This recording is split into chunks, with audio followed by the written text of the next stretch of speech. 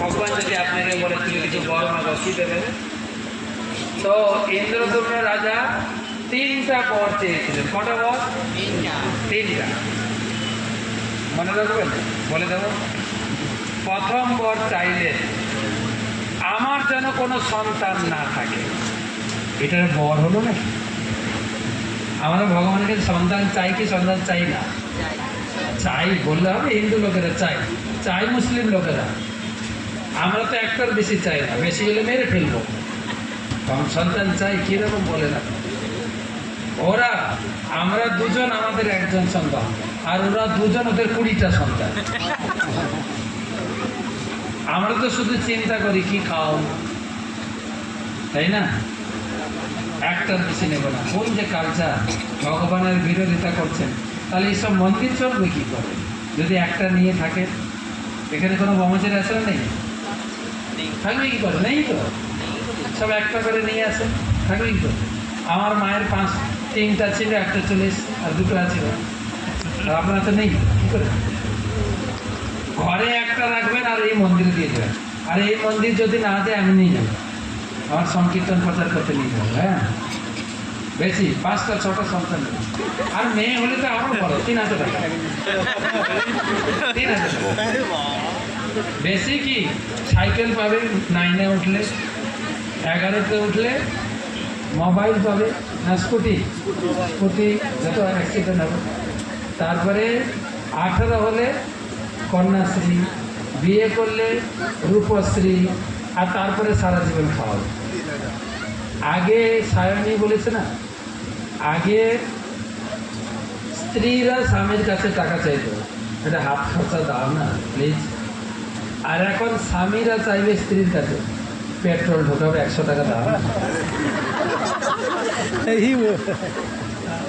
ঠিক ঠিক বলছি তো। দেখি, তা আমি বলবো এই 3000 টাকা একে যেদিক সেদিক খরচা করেন না। প্রথম 3000 টাকা দিয়ে একটা চৈতন্য চৈতন্যতে কিনবেন, ঠিক না? একদম মাপে টাকা দেওয়া হচ্ছে কিন্তু। তারপরে 3 মাসের কিস্তিতে ভাগবত টাকাটা এদিক সেদিক খরচা করেন। সরকার দিচ্ছে যেন ভালো করে উপযুক্ত ক্ষেত্রে খরচা হয়, তাতে আপনারও পূর্ণ হবে, শুভেন্দুও কিছু পূর্ণ পাবে। ঠিক বলছি না? হ্যাঁ, সবাইকে বুঝিয়ে বুঝিয়ে বলবেন টাকা তোমাকে দিতে হবে না তো, শুভেন্দুর কাছ থেকে টাকা নেবো, ভাগবতটা ঘরে রেখে দাও, বলা যাবে না? তো জগন্নাথ বললেন কি বর চাইল? আমার যেন কোনো সন্তান না থাকে। তখন জগন্নাথ বললেন তথাস্তু। কিন্তু ইন্দ্রদ্যুম্নের রাজার স্ত্রী ঝরঝর করে কাঁদছে। বলে কাঁদছো কেন? বলে মা হয়ে মায়ের কোলে কোনো সন্তান থাকবে না। বলছে, জগন্নাথ বলছে দেখো, ইন্দ্রদ্যুম্ন রাজার একটা বড় ইচ্ছা ছিল। বলে কি ইচ্ছা? না, এই মন্দির বানিয়েছে, যদি কোনো সন্তান থাকে কি বলবে? এটা আমার বাবার মন্দির, পারিবারিক মন্দির। যেরকম ইস্কন, এখানে একটা যে আপনার বানিয়েছেন নাম অর্থ মন্দির, মায়াপুর থেকে টাকা দেবে না কেন? মায়াপুর থেকে টাকা দিয়ে যদি বানায়, এটা হবে মায়াপুরের ইস্কনের মন্দির। সেজন্য বহুপাত করে গেছে লোকাল লোক, তারা 100 টাকা, 1000 টাকা, 10,000, 20,000, 5 লাখ তারা দিয়ে বানাবে। তখন তারা মনে করবে এটা কার মন্দির? আমাদের মন্দির, ঠিক না? তাহলে বলবো তো ইস্কন বানিয়েছে। তো সেই জন্য ইন্দ্রদ্যুম্ন রাজা বলেছেন আমার যেন কোনো সন্তান না থাকে। ইন্দ্রদ্যুম্ন রাজার স্ত্রীর নাম কি? গুন্ডিচা। তখন জগন্নাথ বললেন তোমার কোনো জাগতিক সন্তান থাকবে না, কিন্তু আজ থেকে আমরা 3 জন, আমি জগন্নাথ, বলদেব, সুভদ্রা, তোমার সন্তান হয়ে গেল। বছরের 1 সপ্তাহ তোমার কাছে যাব, তোমার হাতে সেবা নিয়ে আসবো। আর মায়ের থেকে মাসির দরদ বেশি। তাই জন্য জগন্নাথের মাসি হচ্ছেন গন্ডিচা। আর মাসির বাড়ির যে মন্দির হয় সেটাকে বলে গন্ডিচা মন্দির। গন্ডিচা মন্দির। শাস্ত্রে লেখা আছে মন্দিরে জগন্নাথ দর্শন করতে 10,000 বার দর্শন করলে যা ফল, গন্ডিচা মন্দিরে একবার দর্শন করলে তা। গন্ডিচা মন্দিরে ভগবান বুদ্ধা প্রথম বরটা কি মনে আছে কিনা? আমার জন্য সন্তান।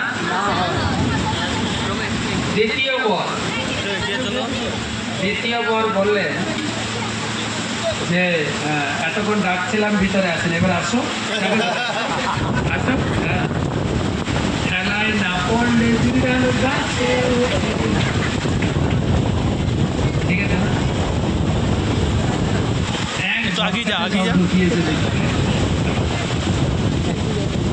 সবাই তো খাননি, একটু সরু হয়ে যাবে এরকম খান। তো দ্বিতীয় বর হচ্ছে তুমি মাত্র 2 ঘড়ি ঘুমাবে। কত? 2 ঘন্টা। সারাদিন দর্শন দেবে। আমাদের তো মন্দির 1টায় বন্ধ হয়, 4টায় খুলে, রাত্রি 8টায় বন্ধ হয়, ভোর 4টায় খুলে, তাই না? শোনা আছে তো? শোনা আছে? হ্যাঁ না শোনা আছে না? যদি ভালো করে শোনা যায় এরকম আঙুল দেখাবে না। শোনা যাচ্ছে? যারা চেয়ারম্যান চেয়ারে বসে আছেন, যারা মাটিতে বসে আছে, জমিতে জমিদার, চেয়ারে বসে আছেন চেয়ারম্যান, আমি চৌকিতে বসে আছি চৌকিদার, ঠিক আছে? যারা চেয়ারম্যান শুনতে পাচ্ছেন? এই যে বুড়া হ্যাঁ ব্যাস ঠিক আছে। তো যেটা বলছিলাম, তুমি মাত্র 2 ঘন্টা ঘুমাবে। আর ভগবান ঘুমাবে কি করে? সব ঠাকুর ঘুমালেও জগন্নাথ ঘুমায় না। কেন? চোখের পলক নাই তো, চোখ সবসময় খোলা। আপনার তো উড়িষ্যার পাশাপাশি বাড়ি, এগরা পেরোলেই বা দীঘা পেরোলেই উড়িষ্যা। উড়িয়াতে বলে চোখা আঁখি সবু দেখুছি, চোখ জগন্নাথের চোখ সবসময় খোলা, বন্ধ হবে না। জগন্নাথ মন্দিরে মাত্র 2 ঘন্টা মন্দির বন্ধ থাকে। ইকোটা বন্ধ করে দাদা, ইকোটা বন্ধ করে। ইকো তাই ইকো হচ্ছে 2 ঘন্টা। 2 ঘন্টা মন্দির বন্ধ থাকে, কিন্তু জগন্নাথ ঘুমায় না। কি করে জগন্নাথ?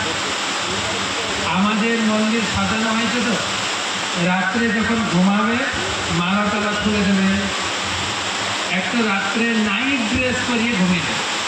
আমরাও একটা কাপড় চোপড় পরেছে রাত্রে গামছা পরে শুয়ে যাবো। কিন্তু পুরীতে উল্টো, যখন মন্দির বন্ধ হবে আরো বেশি ড্রেস পরানো হবে। কেন? দিনের বেলা সাধারণ লোককে দর্শন দিয়েছে, রাত্রে দেবতারা আছে দর্শন করতে। সেই জন্য একদম সেজে বুঝে বসেন জগন্নাথ। জগন্নাথের বিশ্রাম নেই। আপনার স্বামী যদি সারাদিন অফিসে ব্যস্ত আর ঘরে আসলে ল্যাপটপে ব্যস্ত, আপনি খুশি হবেন? স্ত্রী হয়ে খুশি হবেন? তোমার তো আমার তো সময় নেই, ঠিক না? লক্ষ্মীও রেগে যাচ্ছে। দিনের বেলা সাধারণ লোককে দর্শন, আর রাত্রে দেবতাদের। ঘরের স্ত্রী রেগে যাচ্ছে। তাই জগন্নাথ ঠিক করলেন সারা বছরের ভিতরে তোমার সঙ্গে 14 দিন থাকবে। সেই 14 দিন আমার কাছে কেউ আসতে পারবে না। সেটা কখন? স্নান যাত্রার পরে তিনি ঘরে ঢুকে যান। কার সঙ্গে থাকেন? লক্ষ্মীর সঙ্গে থাকেন।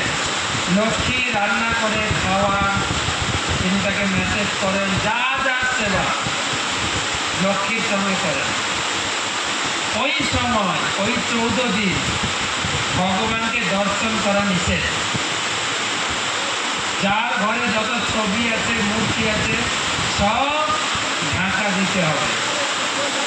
শুধু একজন পূজারী, সে শুধু ভোগ লাগাবে, আরতি করবে, সে দর্শন করবে, আর কেউ দর্শন করতে হবে।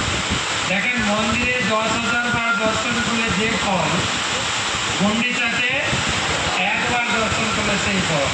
কিন্তু এই 14 দিন দর্শন করলে পাপ হবে, একদম দর্শন করতে পারবে না, দর্শন করলেই পাপ হবে। এরকম নিয়ম কেন? যদি সাধারণ বিচারে বলা হয়, আমি আমার স্ত্রীকে নিয়ে ঘরের ভিতরে আছি, তুমি ঢুকবে কেন? হ্যাঁ, আমি আমার ঘরের লোককে নিয়ে ঘরে আছি, তুমি কেন ঢুকেছ? তোমার পাপ হয়ে, ওই জন্য ঢুকতে দেয় না। তারপরে স্ত্রীকে খুশি করে 14 দিন পারমিশন চাইবে, একটু ভাই বোনকে নিয়ে বৃন্দাবন যাব। তখন স্ত্রী কি বলবে? হ্যাঁ যাও। কয় দিনের জন্য? এই 2-3 দিনের জন্য ভাই বোনকে নিয়ে বৃন্দাবন যাবে। জগন্নাথ মন্দিরটা হচ্ছে বৈকুণ্ঠ, দ্বারকা, আর গুন্ডিচা মন্দির হচ্ছে বৃন্দাবন। 2 দিন অপেক্ষা করবে, 3 দিন অপেক্ষা করবে, 4 দিন অপেক্ষা করবে, তারপরে লক্ষ্মীর আর সহ্য হবে না, একদম দল বল নিয়ে যাবে ঝগড়া করতে গুন্ডিচা মন্দিরে। সেই উৎসবের নাম হচ্ছে হেরা পঞ্চমী, আছে না?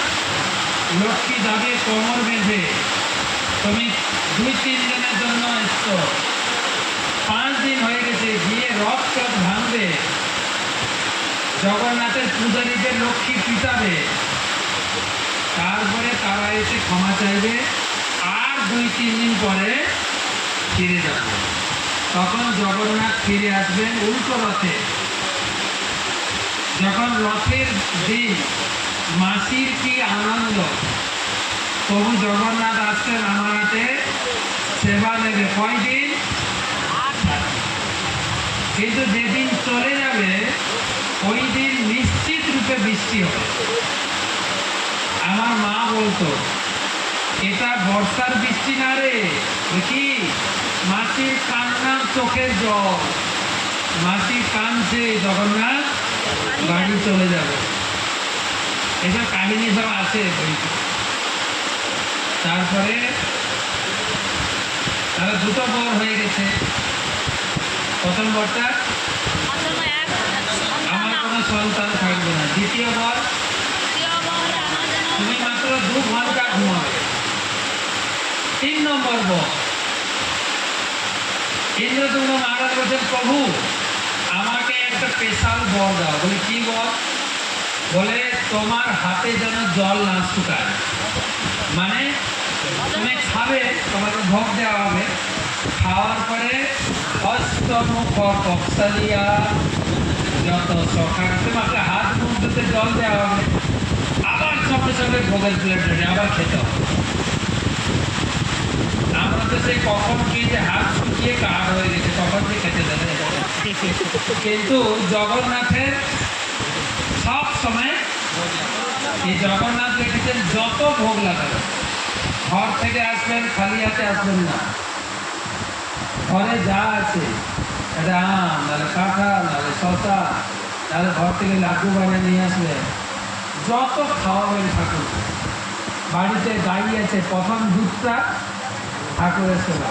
বেগুন গাছ লাগিয়েছে, প্রথম বেগুনটা ঠাকুরের সেবায়। কাঁঠাল রয়েছে, এঁচড়, প্রথম এঁচড়টা। বাড়িতে আম পেকেছে, প্রথম আমটা। কলা গাছের প্রথম কলাটা খাওয়াবে ঠাকুর, তাহলে ঠাকুর খুশি হয়। আর ঠাকুরকে খাওয়ালে ঠাকুর খাইব? হ্যাঁ না? খায় না? না দেখেছেন আপনি ঠাকুর খায়? ঠাকুর কি করে খাবে? ঠাকুরের জন্য তো রান্নাই করেন না আপনারা। ঠাকুরের জন্য রান্না করেন? হ্যাঁ না বলে? হ্যাঁ, এত ডাহা মিথ্যা কথা বলবে তো। কেউ ঠাকুরের জন্য রান্না করেন না। বলুন, আপনার বাড়িতে স্বামী স্ত্রী আছেন, একটা বাচ্চা আছে, 3 জন। বাড়িতে হয়তো গৌর নিতে আছে, কজন হলো? 5 জন। সত্যি কথা বলবেন, রান্না করেন 5 জনের না 3 জনের? সত্যি কথা বলেন, কজনের? তাহলে কি করে বলেন ঠাকুরের জন্য রান্না করি? মিথ্যা কথা বলে দেখা পান না, অত সোজা। হ্যাঁ, শুধু প্রভুরা বলে দিয়েছে ভোগ না লাগিয়ে খেলে পাপ খাওয়া হয়, তাই এ ঠাকুর তুমি পাপটা খাও, আমি খাবারটা খাবো, লস নেই তো? বলুন, ঠাকুর যদি খেত কেউ ভোগ লাগাতো? বলেন, সত্যি কথা বল। এমনি খেতে পাই না, আবার ঘাড়ে ঠাকুর, ঠিক কিনা বলেন? বাইরে থেকে জামাই আছে, কত কিছু খেয়ে যাবে, বদনাম করে যাবে। জামাই ষষ্ঠীতে গেলাম, হিম সাগর তো খাওয়াইনি, কি আম খাওয়ালো পচা, ও বদনাম করতে করতে যাবে। ঠাকুরকে আপনি যা দেন, হ্যাঁ না কিছু বলবে না, বলে আমি নিজে রান্না করি না, হয় যা কপালে জুটছে ঠিক আছে, ঠিক কিনা বলো? ঠাকুরকে যা দেন কথা বলে, হ্যাঁ সেই দেন। তো তোমার হাতে যেন জল না। বলেন, ঠাকুর তো খান না, ঠাকুর প্রসাদ দিচ্ছেন। আমরা এই কলিযুগে 3টে কাজ করতে হয়: হরিনাম, হরি পূজা আর প্রসাদ। আমাদের হরিনামে অত রুচি নেই, ঠিক বলছি না? ভাগবত পড়াতেও অতটা মন বসে না। কিসের রুচি আছে কি বলো? প্রসাদ।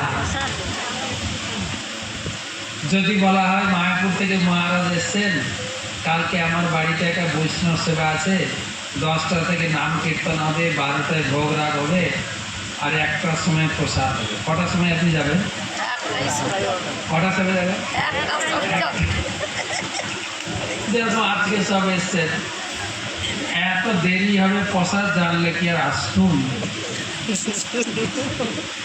কি বলে, এখন ঢুকে পড়ে যে না পারছেন যেতে, কি করা যায়? এখন ঘরে ভালো দিলাম, একটু আলু সিদ্ধ ভাত খেতাম, তাই ঠিক ছিল, কি যে পারলাম। আমাদের কথাতে রুচি নেই, নামে রুচি নেই, কিসের রুচি আছে? এটা এটা কাউকে ইনসাল্ট করে বলছি না, সবার ভিতরে।